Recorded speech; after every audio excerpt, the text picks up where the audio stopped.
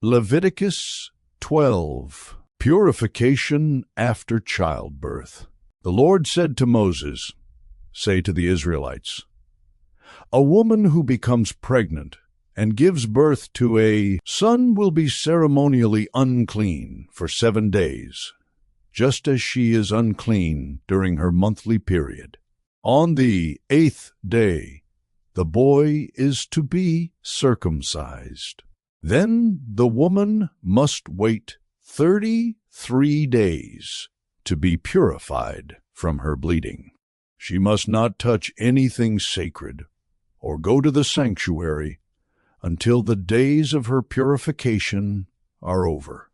If she gives birth to a daughter, for 2 weeks the woman will be unclean as during her period. Then she must wait 66 days to be purified from her bleeding. When the days of her purification for a son or daughter are over, she is to bring to the priest at the entrance to the tent of meeting a year-old lamb for a burnt offering, and a young pigeon or a dove for a sin offering. He shall offer them before the Lord to make atonement for her, and then she will be ceremonially clean from her flow of blood.